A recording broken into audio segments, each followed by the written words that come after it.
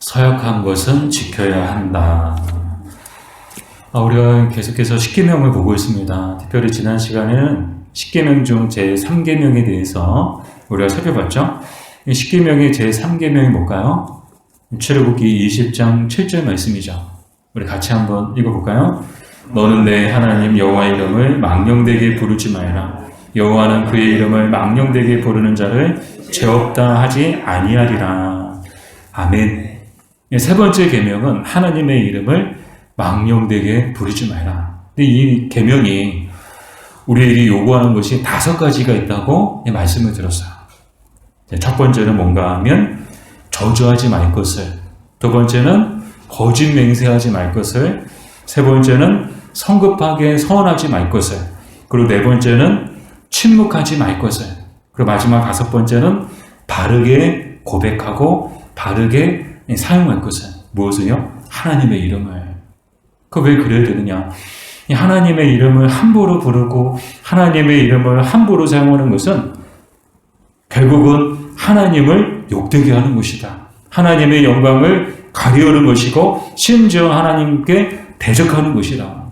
왜요? 하나님의 이름과 하나님은 하나이시기 때문에. 그저 그 사람의 이름과 그 존재가 하나인 것처럼 하나님의 이름과 하나님은 하나이신 거야. 하나님의 이름이 있는 곳에 하나님이 계시고, 오늘 이 시간도 우리가 여호와의 이름을 부르고 하나님을 찬송하는 이 가운데 하나님이 함께 하시는 줄 믿습니다. 왜요? 하나님과 그 하나님의 이름은 하나이시기 때문에. 자, 그래서 5가지 요구하는 것을 우리 지난 시간에 살펴봤고요. 오늘은 계속해서 제3계명에 관한 내용이 이어지고 있는데, 한마디로 서약에 관한 내용이에요. 서약의 뜻이 뭔가? 서약은 크게 2가지를 의미하거든요. 맹세와 약속을 의미해요. 이 맹세와 약속을 이끌어서 서약이라고 하는 거예요. 이 서약의 의미가 뭐라고요? 맹세와 약속이다. 이 맹세는 뭐예요? 약속이 뭐예요? 굳게 지킨다, 반드시 실천하기로 한다, 반드시 행한다, 그런 의미를 갖고 있거든요. 자, 그럼 내용을 살펴볼게요. 제101문. 그렇다면 우리는 신앙적으로 하나님의 이름으로 서약할 수 있습니까? 답부분을 우리 천천히 읽겠습니다. 예, 권위 있는 자가 그 아래에 있는 자들에게 요구할 때, 혹은 필요에 의해 진리와 하나님의 영광과 이웃의 안전을 위해 충성을 확고히 할 때입니다.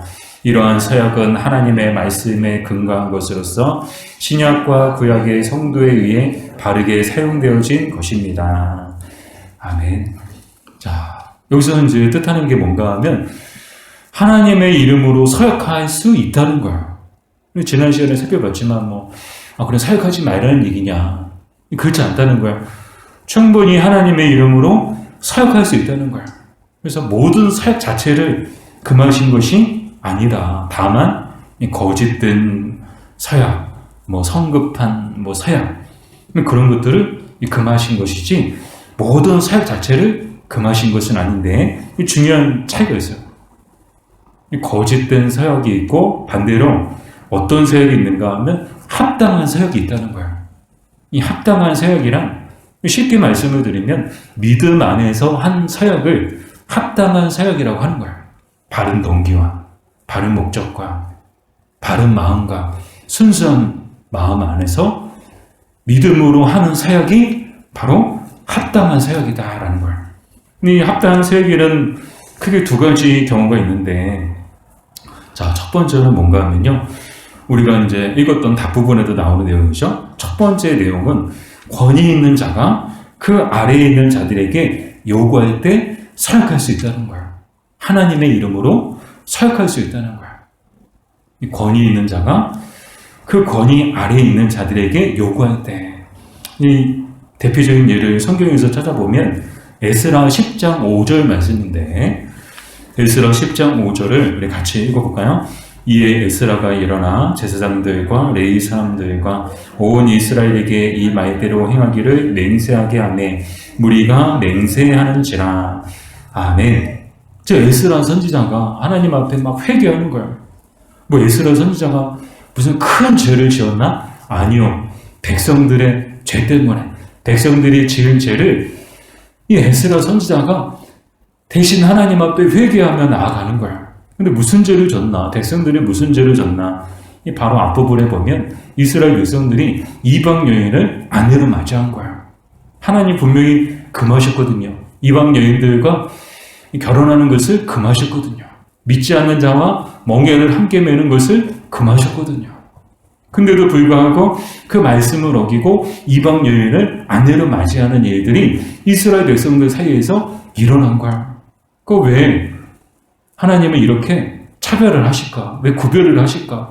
뭐 그냥 여자면 되는 거 아닌가? 그냥 남자면 되는 것 아닌가? 이렇게 하나님께서 딱 이방 여인하고 결혼을 금하신 이유가 뭘까요? 오늘 새벽에도 똑같은 내용이었어요. 아브라함이 이삭의 아내를 찾을 때 조건이 뭐였어요? 가나안 땅에 있는 가나안 족속의 딸들은 안 된다. 자기 고향에 있는 자기 족속의 그 여인들 중에서 찾아야 된다. 왜요?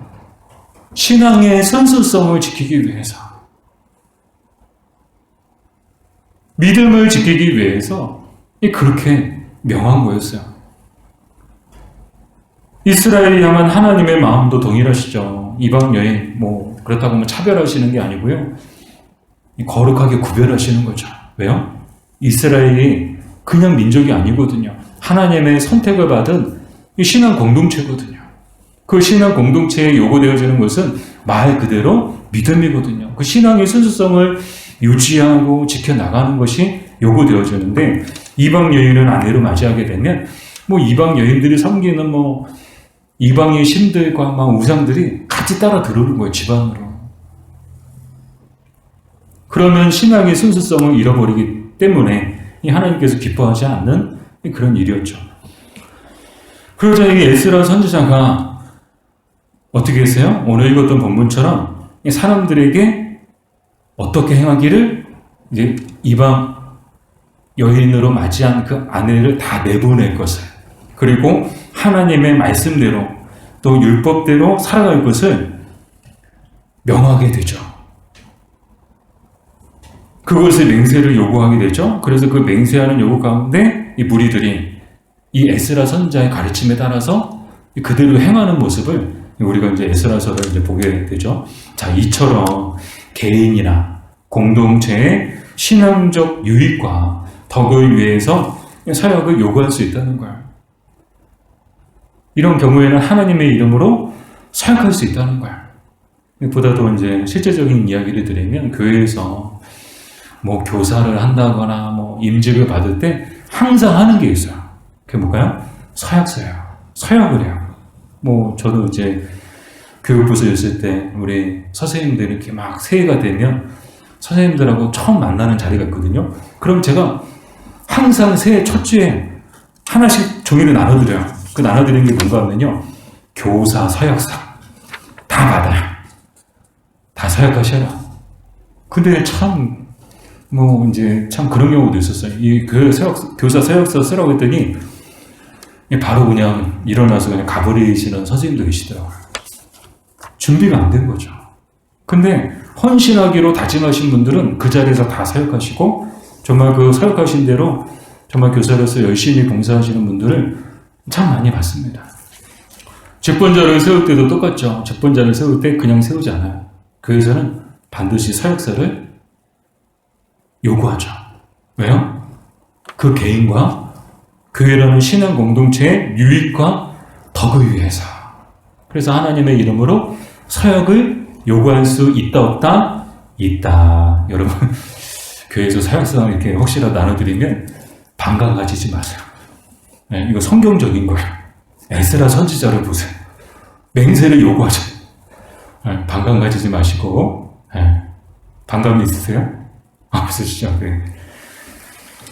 두 번째는 진리와 하나님의 영광과 이웃의 안전을 위할 때 서약할 수 있다는 거예요.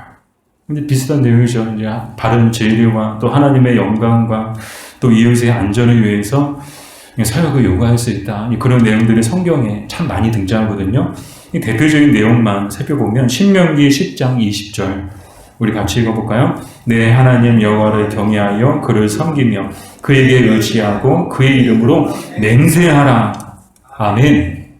그의 이름으로 맹세한다는 게 뭐예요? 하나님 앞에서 맹세한다는, 하나님 앞에서 서약한다는, 하나님 앞에서 약속한다는 그런 의미를 갖고 있다는 거예요. 무엇을 위해서? 죄를 위해, 하나님의 영광을 위해.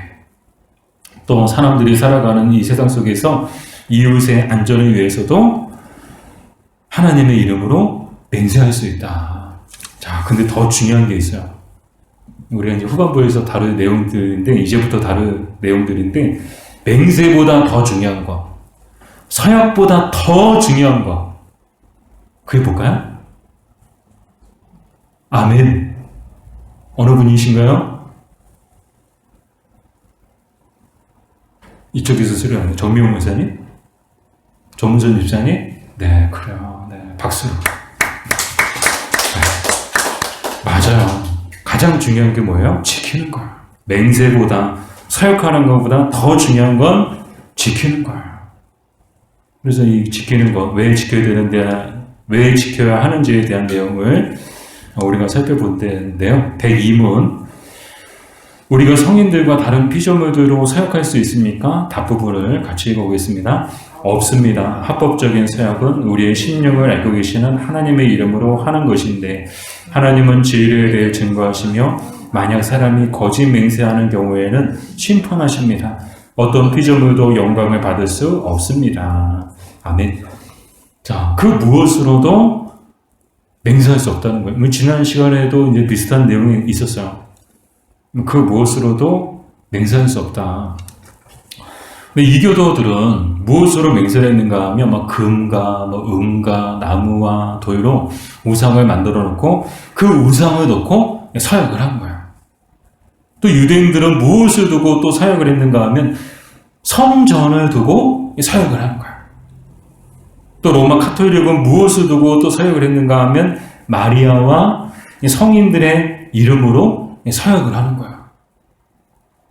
그러니까 우리가 이제 서약을 하는 이유가 뭐예요? 막 맹세하고 막 약속하고 무엇을 두고 하는 이유는 그거에 대한 자신이 하는 서약과 자신이 하는 그 약속에 대한 보증으로서 자기보다 더 높고 자기보다 더 권위 있는 것을 가지고 우리는 그것을 두고 맹세하거나 서약을 하게 되죠. 그런 것처럼 이교도들, 유대인들, 로마 카톨릭 그 신도들은 자신의 서약과 그 맹세를 할 때 막 온갖 것들을 다 동원해서 한다는 거예요. 그러나 우리 기독교인들은 뭐 성인들, 뭐 다른 피조물들로 서약을 할 수 있다 없다? 없다는 거예요. 오직 하나님의 이름으로만 서약할 수 있는데 왜 하나님의 이름으로만 서약할 수 있느냐? 오직 하나님만이 살아계시고 오직 하나님만이 유일하신 신이시기 때문인 줄 믿습니다. 뭐 사람들이 만들어 놓은 건 신이 아니에요. 뭐 온갖 산에 가면 저는 화가 나더라고요. 지난번에도 한번 말씀드렸는데 국립공원 같은 데 가보면 절이 꼭 있어요. 죄송해요. 혹시 절에 계신 분 계시면 죄송해요. 절에서 나오신 분 안 계시죠? 죄송해요. 절 만들어 놓고 부처상 엄청 크게 만들어 놓고 그러고 돈 받고 아니 하나님이 아름답게 만들어 놓으신 자연 안에다가 우산 단지 만들어 놓고 사람들한테 돈 받고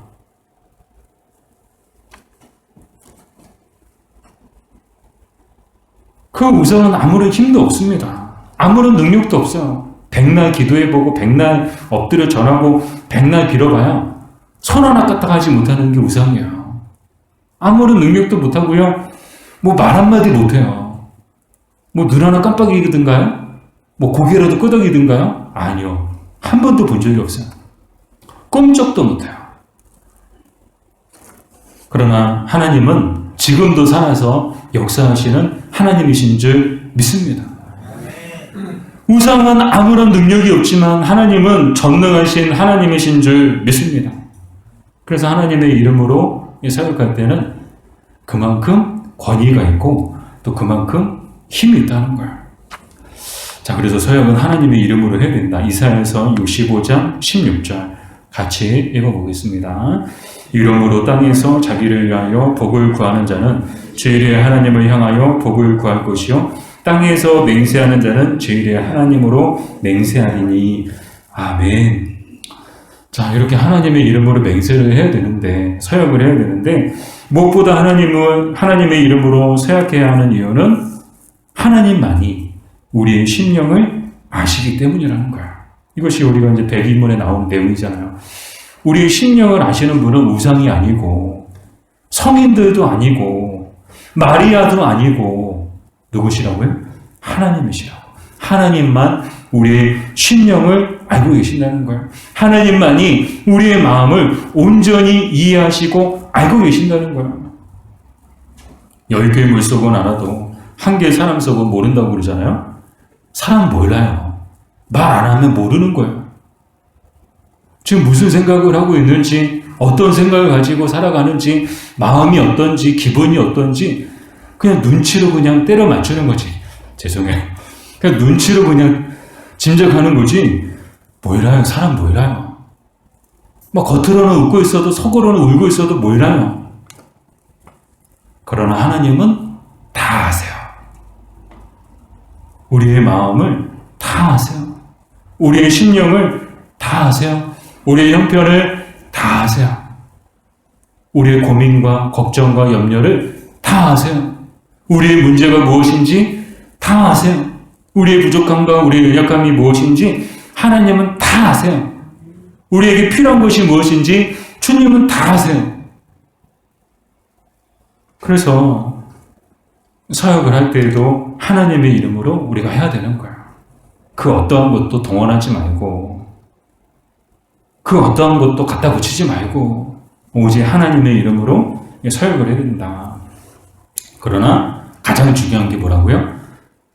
사역하는 것보다, 맹세하는 것보다 지키는 게 더 중요하다. 그래서 하나님의 이름으로 한 서약은 반드시 지켜야 된다는 거예요. 민수기 30장 2절 같이 읽어볼까요? 사람이 여호와께 서원하였거나 결심하고 서약하였으면 깨뜨리지 말고 그가 입으로 말한 대로 다 이행할 것이니라. 아멘. 자, 이 사람이 나오죠. 사람이 여호와께 서원하였거든. 이 사람이란 다른 말로 누구든지 그 뜻이요. 누구든지 여호와께 서원하였거나. 근데 이 서원이 그 원어로 히브리어로 네데르라고 이야기를 하는데, 이 네데르의 뜻이 무엇인가 하면 자기 소유의 그 이 소유라는 뭐 눈에 보이는 것, 눈에 보이지 않는 그 모든 것 다 포함하는 그 이야기고요. 그 자기의 소유 중에서 어떤 것을 거룩하게 구별하여 하나님께 드리는 것, 그것을 서원이라고 해요. 서원. 근데 이것은 자원에서 드리는 것이죠. 하나님 앞에 적극적이고 능동적으로 약속의 의미로 하나님께 드리는 것. 그것을 서원하였거나 결심하고 서약했으면 뭐하지 말고 깨뜨리지 말고 그가 입으로 말한 대로 다 이행할 것이니라. 뭐예요? 한마디로 언행일치 하라는 거예요. 말했으면, 서약했으면, 입으로 말했으면 행동으로 실천하라는 거예요. 하나님 앞에 서약했으면 그 서약한 것을 깨뜨리지 말고 지키라는 거예요. 그래서 여러분은 살면서 어떤 서약들을 하셨나요? 그 서약들을 다 지키셨나요? 저 개인적인 이야기를 드리는 것을 양해해 주시기 바랍니다. 저는 고등학교 2학년 때 하나님 앞에 서원했어요. 목사가 되기로. 그래서 서원한 것을 저는 나름 지켰다고 생각했어요. 목사가 됐거든요. 목사 신분증은 없지만 그래도 목사가 됐거든요. 교단에서 저를 확인해주고 노회에서 저를 확인해주거든요. 목사라는 것을 인정해주고. 근데 그게 아니더라고요. 목사가 됐다고 서원한 것을 지킨 게 아니더라고요. 더 어려운 거는 목사가 되는 것도 어려웠지만 더 어려운 건 이 서원한 대로 죽을 때까지 사는 것, 목사로서 살아가는 게 더 힘들고 어렵다는 것을 요즘에 많이 느꼈어요. 그냥 서원한 것을 지켰어요. 그냥 목사가 됐어요. 하나님 앞에 드렸어요. 그러면 다 끝났느냐? 아니요. 그 서원한 대로 살아가는 것이 참 힘들고 어렵구나. 그것을 우리는 알아야 되는 거야. 단번에 빚이 있으면 그 빚을 은행에 갖다 주면 갚으면 다 끝나는 것처럼 하나님 앞에 한 서원이 그렇게 간단하게 쉽게 끝난다면 얼마나 좋을까요? 그러나 대부분의 서원들은 그렇지 않아요. 우리의 삶을 드릴게요. 은혜 받았을 때 어땠어요? 우리 권사님, 우리 전도사님, 우리 장로님. 어땠어요? 은혜 받을 때 제 삶을 드리겠습니다. 모든 걸 드리겠습니다. 이게 뭐예요? 다 서약하신 거예요. 여러분 큰일 나셨어요. 서약한 것을 지키셔야 되는 거예요. 다 드리셔야 되는 거예요. 그러니까 어느 신전 10년 전에 드렸어요. 거기로 끝난 게 아닌 거예요. 죽을 때까지 다 드려야 되는 거예요. 계속해서 드려야 되는 거예요. 계속해서 서원한 것을 지켜야 되는 것이죠. 그 외에 하나님으로 한 서약은 반드시 지켜야 되는가? 그것에 대해서 하나님께서 심판하시기 때문이다라는 거예요. 그것에 대해서 하나님이 반드시 물으신다는 거예요. 서약한 것을 지켰는지 지키지 않았는지. 그래서 서약은 함부로 하는 게 아닌 거예요. 혹시나 서약했다면 반드시 그 서약을 지키시는 저와 여러분 되기를 주님의 이름으로 축복합니다. 이 결혼할 때도 서약을 하더라고요. 그죠? 반지 서로 나눠 끼면서 신랑은 신부를 검은 머리가 팥뿌리가 될 때까지 아끼고 사랑하겠습니까? 하면 네. 신부는 신랑을 검은 머리 팥뿌리 될 때까지 신부도 네. 다 서약을 하죠. 그죠? 생각해 봤어요. 부부가 결혼할 때 서약한 대로만 살면 얼마나 좋을까?